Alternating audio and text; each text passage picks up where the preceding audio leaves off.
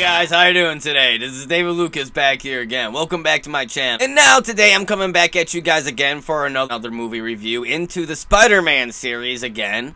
Yes guys, we are coming up now. We are at the month now, the actual month. We're about 16 days, 15 days, depending on whenever time you're watching this video, away from Spider-Man No Way Home coming out. I already got my tickets. It was, honestly, it was crazy. I had to fight an old lady with a stick to get those tickets, literally. I'm getting my tickets. I got tickets on opening night, on Thursday night to go see it. I am so pumped for it. But all that means is that now we got to really start cranking down on our Spider-Man reviews because we are now 3 movies in, 3 movies away from finishing up the reviews till we're all caught up with No Way Home. My plan is to finish up all these reviews, finish up Far From Home right before No Way Home so we can just go right to No Way Home and review that like right along with this series. And without further ado, we are now finally here at The Amazing Spider-Man 2. Yeah, guys, we're here at The Amazing Spider-Man 2. Now, this movie is... yeah. Now, if you guys know my reviews, you know I usually start with the good and then go on to the bad with my reviews. I did find some good in this movie. There are some redeeming qualities to this movie. So let's talk about those real quick before we get on to my criticism. Something that I gotta give this movie is that I actually really did like the costume in this movie. I like the choice that they made. It is definitely an upgrade from the costume in The Amazing Spider-Man, the first one. If you guys watched my review for that one, you know I was not that much of a fan of the costume at all. It was one of my complaints with the movie. It didn't feel like Spider-Man. This costume is probably one of the best, I think, Spider-Man costumes on live action. One of the best, not the best. But I did actually really like it. I actually kind of like it more than Tobey Maguire's suit. Actually, because I think it's more believable that he would have made this. What was been set up from the first one is more believable. He would have made this suit, I feel like. And I gotta say, with all things considered, I really enjoy the suit of this, and I love how he looks in a suit. I love his head and his body shape. It just really does remind me a lot of Spider-Man. It reminds me a lot of Spider-Man comic books that I know. And I really have to give it to that. There are some really good shots of him web-slinging here. I gotta say, there even an opening scene in here with him web-slinging and swinging around the city and stuff. It's some really cool Spider-Man shots. And Andrew Garfield, of course, when he's portraying Spider-Man, when he's Spider-Man here, just great. He throws out the best lines, has the perfect kind of lines. Maybe not at the best moments in the movie, but he fully is Spider-Man, in my opinion. Especially in this movie, there are certain scenes, especially when he's with that one kid. There's a scene where in the very beginning, he helps out a kid with the science project, and then that kid comes in later on in the movie. I really like that. I really like that kind of moments. I really like his portrayal as Spider-Man. I love the shots of him swinging as it. I think it's done really good. You know, a big thing about this movie is Jamie Foxx as Electro. Now, I do got my criticism with Electro, which I'm going to get into. I will say, as for the casting of Jamie Foxx, I think it was pretty decent casting and better than some of the castings done in this movie. But I gotta say, he is a good casting. I think he's a good casting as Electro. I think he was done good. Maybe not written the best, and we're going to get into that. But I think him just as the casting alone, as Max Dillon as Electro, good choice. That was a good choice to make, and even when he was cast, I was excited. I like how we're having that plot kind of still linger on with the Captain Spacey stuff, with how he died in the first one, and now Peter made that promise to him, how he would leave Gwen out of this, but really didn't keep that promise. So now he's dealing with the after effects of that, and seeing his spirit, and kind of having that haunted him throughout the movie. I kind of like that. I like that kind of plot line that they kept in there throughout it, and I think it kind of hits home, and I think it kind of is like, yeah, this is something that Peter would kind of, you know, be thinking about and having anxiety about and be contemplating about. I feel like if he would have made that promise and Doc kept that promise, it would haunt him. And it does, and you see it in this movie, and I like that they did that. And now, even though it wasn't as, like, amazing that I thought it was in the first one, I still did like Gwen and Peter's relationship in here. Yeah, it was a little bit more improv. You can tell it was definitely more improv, the way how they're talking and the way how they're communicating with each other. It was really improv at sometimes, but I think it still works, and to me, it's still a lot better than the Sam Raimi one. It's a lot better than the Kirsten Dunst and Tobey Maguire relationship. Still, in my opinion, 100 times better than that. So, I think that's pretty much all the good I can kind of say about this movie, and it kind of sucks to say it, but that really is all my positive I can find, redeeming qualities of this movie that I can find of it. So now, since that's all done with, let's get on to my criticisms and my big problems with this movie, and let me explain why, in my opinion, this might be the worst Spider-Man movie. Now, right off the bat, if you guys know, one of my things that I really did like about the first one is how they did something different and showed us a little bit of Peter's family, a little bit of his parents, but not too much, and didn't give us too much information about him. We just seen like a little tiny bit, and that was it. Now, in this one, they do what I didn't want them to do, and they doubled down on it. In the first 5 minutes of the movie, there's this big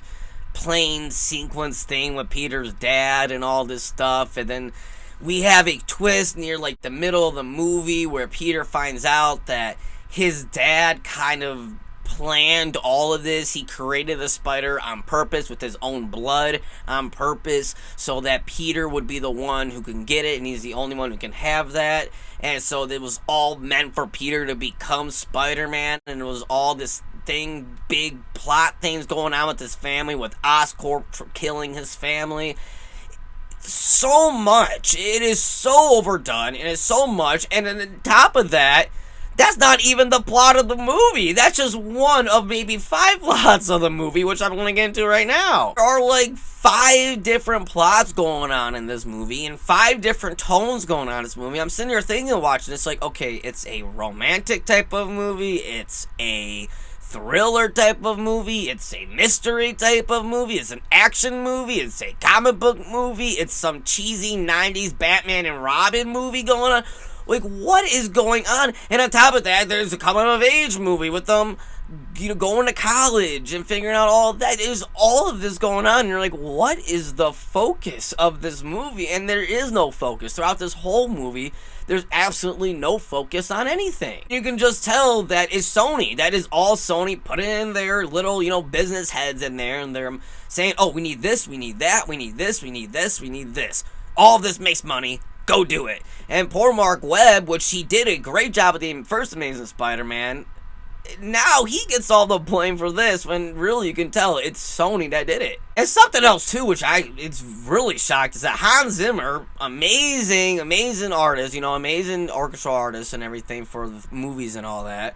He does the theme of this movie, and I don't know what happened. He mixed this music with Electro's Psycho Thoughts mixed with dubstep music, and then just throughout the movie with the theme, you're just hearing his thoughts. Paranoia, schizophrenic, that's all you hear throughout this movie with the theme, and it's like, what am I listening to? And then at some point in the movie, he starts playing the Itsy Bitsy Spider-Man with electricity notes. It's like, what is going on here? Now, let me talk about one of the other big villains of this movie. One of the biggest villains of all in this movies. Paul Giamani's Rhino. Yeah. Yeah. About that. What the fuck was this? What on God's green earth? Okay, now I'll admit, when I first heard Paul Giamatti was playing Ryan, I was like, oh, that's cool. That'll be fun. I can't wait to see that. That'll be cool. He's on the posters. We see his costume. We see a whole bunch of his scenes in the movie, you know, on the trailer and stuff like that. It's like, okay, cool. We're going to have Electro and Rhino. Let's go. This is not a Spider. Drop your credentials at the guard's desk and get the fuck out of here! He's literally in there. Every scene we've seen in the trailer of him in there, those are his only scenes. A total maybe 3 minutes. And from what we've seen of him, he's written like a Joel Schumacher Batman villain. He's written probably even worse than what Bane was written in Batman and Robin. Worse than Mr. Freeze, probably. Like, what is this? And the final shot of the movie is him and Spider-Man about to fight, but not even fight, just about to fight? I don't know. I have no idea the point of this at all. Now let's get on to something that I just talked about a little bit earlier, that I said that I did like. I admit, I like the casting of Jamie Foxx as Electro, and I'm actually really excited to see him come back in No Way Home, which we know is confirmed. It's in the trailer that he's coming back. I'm not spoiling anything. He's in the actual both trailers, and he's posted about it, and he's in the promotion for it. So yeah, he's in the movie. He's in No Way Home. You just say the whole execution of Jamie Foxx as Electro is absurd. It is horrible.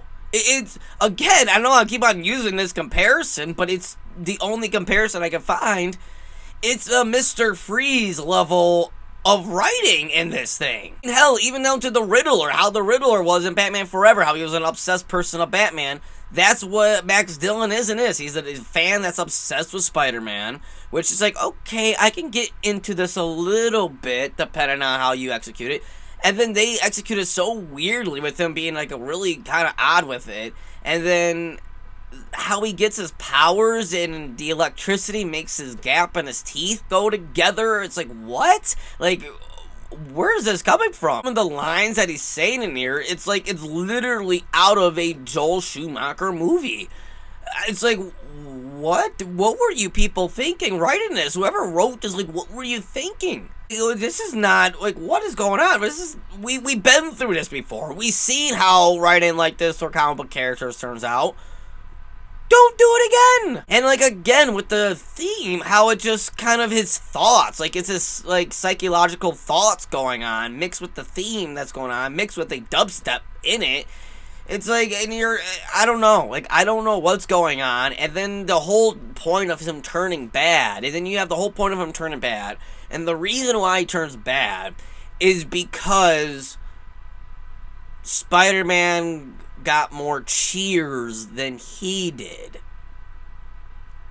So, in his opinion, Spider-Man lied to him, so he's now evil, and is throwing out weird, cheesy puns. Okay, don't you know? I'm Electro. I don't know, it's insane to me that that this was passed. That this was actually passed, allowed to be put on as a villain. I don't know, and I feel bad for Jamie Foxx at first, but now I'm happy that he's coming back and getting to redeem himself, so I'm happy for that. I'm also really not a fan of kind of the way how they portrayed Peter Parker in this. In this one, I'll admit that Andrew Garfield's Peter Parker does get a little bad. This is when I'm like, yeah, a lot of this seems a little bit not Peter. Like, not Peter at all. He's swooping in at, like, graduation and then kissing Gwen in front of everybody and stuff like that. It's kind of like, okay, Peter, that wouldn't be Peter. And then showing off all this stuff and everything, and how he's kind of like stopping in, and Gwen's, you know, going to college and all this stuff, and how they're going back and forth. Now we're starting to get that whole back and forth thing again, where they're breaking up and they're coming better, they're breaking up and coming back together. And you add on to all of that the fact that Peter, it's insane. Like, to me, it's completely against Spider-Man and who Peter Parker is, that he won't give. Now, we're going to get onto this a little bit too, because this is a problem I have with too, but he won't give Harry Osborne his blood. And it's kind of like, why? Like, why wouldn't you do that? Why wouldn't you? For one, he's your friend, and two, like he says, he's either because his excuses in the movie that, well, it could kill you, you know, if it does, it could kill you, and he's like, well, I'm already dying anyways, this is, like, who cares? It is weird that Peter wouldn't do it, because you just feel like Peter from the comic books, he's not selfish, he's selfless. He would, maybe it would be a thing of arrogance, and maybe he would, you know, some bad things will happen afterwards. But at the end of the day, Peter would do that. Peter would help him. Peter would. Even though it would cause maybe some bad, worser things, Peter would still done that. It just feels very out of character to me, in my opinion. It feels like the character is written really wrong in that. And it kind of does, it gets to me a little bit when that scene happens. Norman Osborn, the father of Harry. Again, it's the same thing with the Rhino. They have an actor in here. They have the character. He's in there for maybe 2 minutes maybe.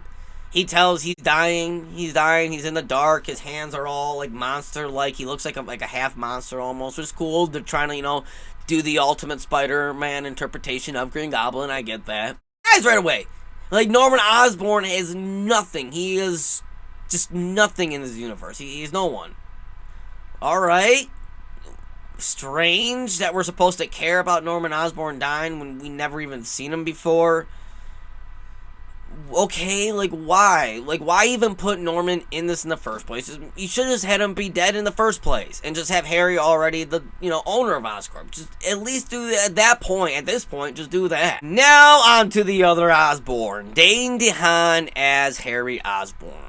Now, this is a big miscast, in my opinion. This is just a big miscast all around. The way he's written, the casting, everything. And I'm a fan of Dane DeHaan. He's a good actor, you know. He's a great actor in the roles he does and everything. Each actor has a role that they take where they just don't fit right, and everyone does. And this is his problem, where it was just a miscast. See, to me, he's not Harry at all. It's just nothing about him is Harry. The way how he talks, the way how he portrays himself, even his old performance in this. Like, there's a scene where he goes, like, you're a fraud, Spider-Man. And it's just like, what? Like, you laugh at it. Like, he screams, you're a fraud, Spider-Man! Literally like that. And it's literally like, okay, are you even trying at this point? Like, why were you cast in this role? Like, it's just weird. And to me, big miscast. Even his whole relationship with Peter in this too, like, we're supposed to believe that these guys have been best friends. He's his best bud, been best friend. Now, even though he says his best bud, he won't give him his blood to help him. I mean, again, what the hell? But we're supposed to believe they're best friends and all this stuff. Harry wasn't even mentioned in the first Amazing Spider-Man. We didn't even know Harry existed. From what we've known in this first Amazing Spider-Man, he has no friends. He never had a friend. But now, when they first see each other, there's this scene when they're together, and there's a hopeful music of reuniting, friends reuniting. Plus, they're just meeting for the first time. And they're, like, all catching up and acting like best friends and all. And again, you're like, what? Where we just met you two together. What the heck? And they're acting like, you know, there's some lines that Harry says in there too. Again, it's like, it's almost out of like some cheesy 90s superhero movie. It's like, what is going on? It's just, their relationship is not Harry and Peter. It's a complete miscast. I was not a fan of him as Harry at all. And then on top of that, at the last, like, you know, 10 minutes of the movie, let's make him Green Goblin. He turns into the Green Goblin the last 10 minutes of the movie. That's not Green Goblin. I don't know what that is, but that is not the Green Goblin. And the funniest thing about this is, and it sucks that I say this is funny because it's horrible, but you're supposed to, now in the only 5 minutes of us seeing him as Green Goblin, and of the only, like, 10 minutes of this friendship that's supposed to have been there for, like, 15, 16 years. We only seen, like, 10 minutes as a whole of it all. 15 minutes, like, you know what I mean? Now, let's add on to that one of the greatest, most insanest, most table-turning Spider-Man comic story, the death of Gwen Stacy, and let's add that on to the last 10 freaking minutes of this movie, when meanwhile we have 5 other plots and tones going on before all this is going in, so we're not even ready for it. Doesn't even make sense for this to happen right now. On top of that, in the comic books, the reason what made this so intense was that the rivalry that was building for years and years and years between the Green Goblin and Spider-Man. This has been a rivalry that's been built up for years and years, and this was the breaking point. This was the point where he killed the love of Peter's life. And it was an intense, even at the end of the comic, when Spider-Man was screaming, it was an intense, emotional story that took years in the planning. And this just happens in the last 10 minutes of an already stuffed movie that doesn't even have Green Goblin in here until the last 10 minutes of the movie. And this is literally the first time Peter has ever faced against the Green Goblin. And we're supposed to feel this emotional death for it when there has been nothing preparing us for this emotional death. It is completely horribly executed and horribly done. It's almost a disgrace. It is literally a disgrace at how bad it was horribly executed. I mean, this is one of the most impactful Spider-Man comics of all time.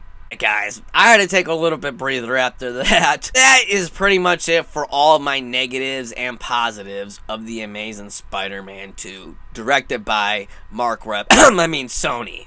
So my overall thoughts on The Amazing Spider-Man 2 is that The Amazing Spider-Man 2 is definitely probably the worst of the Spider-Man series. It is a step down from the Amazing Spider-Man movie. It's honestly a step down from all the Spider-Man movies. I would honestly watch Spider-Man 3 over the Amazing Spider-Man 2 any day, because at least with Spider-Man 3, you can at least have fun with how bad it is. This is just an overly bad movie, horribly executed villains, horribly executed plot where there's just way too much plot, way too much going on in one movie. The ending is very bad and very unemotional and very anticlimactic. There are some good things to be said about this movie, though. I mean, I do enjoy the Spider-Man suit. I do enjoy the scene with the kid in the movie. I do enjoy the kind of lingering plot of Captain Stacy haunting Peter Parker and for breaking his promise. The Spider-Man suit is a step up from the first Amazing Spider-Man suit, by far. And the relationship between Ben and Gwen is still cute in here. At the end of the day, the movie just falls on everything that is supposed to make a movie and that is supposed to make a Spider-Man movie, in my opinion. I really hate talking bad about movies because you guys know me. I'm a fairly positive person on this channel, but I gotta call it the way it is. The Amazing Spider-Man 2 is a really bad movie. And my overall scoring that I'm gonna have to give The Amazing Spider-Man 2, directed by Mark Webb, Sony, is a solid 3 out of 10. Yeah, guys, I really didn't want to give it this, but I mean, it does have some redeeming qualities, but not enough to make it an enjoyable, good movie that I would want to go back and rewatch again. But guys, that's just my opinion on the movie. I'm sure there are a lot of fans of this movie, and I celebrate if you're a fan of this movie. I'm happy that you're a fan of this movie because you at least found enjoyment in something I didn't. Let me know down in the comment section below, and let me know your thoughts on The Amazing Spider-Man 2. Are you a fan of it? Are you not a fan of it? Let me know down in the comment section below, and let me know your thoughts. And of course, if you like this video, make sure you give it a thumbs up. It helps a lot. It helps this channel grow. It helps this channel get noticed a lot more with the algorithms and stuff. So if you like this video, I really appreciate it. It helps me out a lot. And of course, while you're at that, make sure you subscribe to my channel. That also helps out a lot too all the time. And if you do like this video, make sure you stay tuned for now my next upcoming Spider-Man review, which I'm gonna be reviewing now up into the Disney Marvel Spider-Man series with the Homecoming series. I guess that's kind of what they call it, with Tom Holland directing and Tom Holland starring and John Watts directing. So I am really excited to get back into this because I am really excited, just like how I was excited to get in an Amazing Spider-Man series. So stay tuned for that, guys. And until next time, guys, remember, with great power comes great responsibility. Wait, that's the wrong movie.